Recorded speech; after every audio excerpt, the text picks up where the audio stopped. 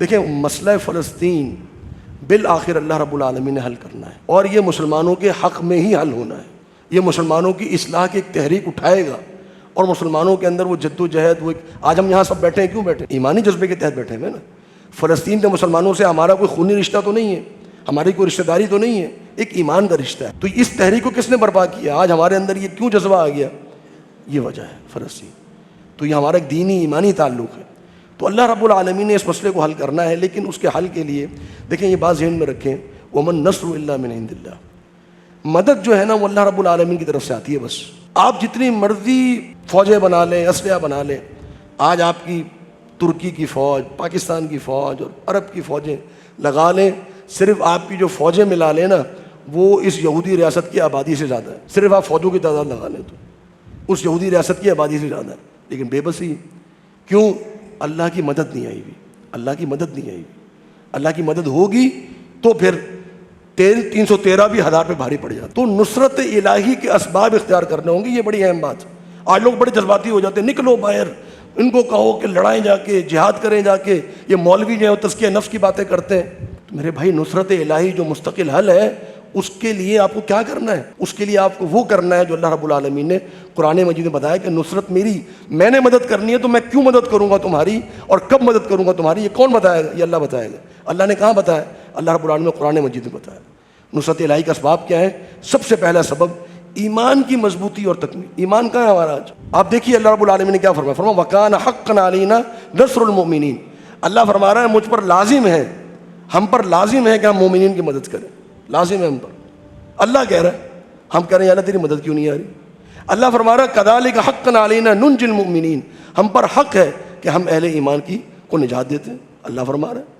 اللہ رب العالمین فرما رہا ہے اِنَّا لَنَنْصُرُ رُسُلَنَا وَالَّذِينَ آمَنُوا فِي الْحَيَاةِ الدُّنْيَا وَيَوْمَ يَقُومُ الْأَشْهَادُ.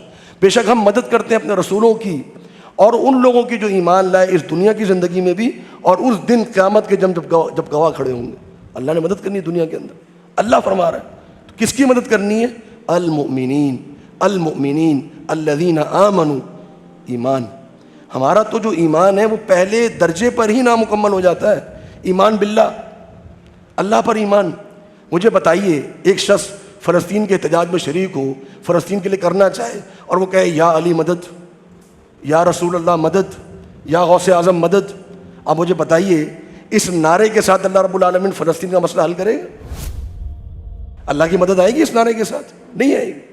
جب تک یہ نعرہ مسلمانوں کے دل سے نکلے گا نہیں، اور یا اللہ مدد کا نعرہ نہیں آئے گا مسلمانوں کے دلوں میں، ایمان باللہ ہی پورا نہیں ہے. پھر ایمان بالرسول آپ دیکھ لیجیے، کتنے لوگ ہیں ہمارے جو رسولوں پر، جو نبی صلی اللہ علیہ وسلم پر صحیح ایمان لائے ہوئے. حدیث کی اتباع کتنے لوگ کرتے ہیں؟ آج کسی امام کا قول آ جائے، کسی شخصیت کی بات آ جائے، کسی فرد کی بات آ جائے، رواج کی بات آ جائے، ہماری برادریوں کی باتیں آ جائیں، ہم کہاں مانتے؟ ہمارے چہرے ہی نبی صلی اللہ علیہ وسلم والے نہیں ہیں، ہمارے عمل ہی نبی صلی اللہ علیہ وسلم والے نہیں. ایمان بالرسول کہاں ہے؟ ایمان بالکتاب، ایمان بالقرآن. ہم میں سے کتنے ہیں جن کو قرآن کی صحیح سمجھ میں آتی ہے؟ کتنے ہیں جنہوں نے قرآن کو سمجھنے کی کوشش کی ہے؟ ایمان کی تکمیل. 313 والا ایمان ہوگا نا تو اللہ رب العالمین مدد فرمائے گا. یہ ضروری ہے. اللہ کی مدد آئے گی، لیکن کب آئے گی؟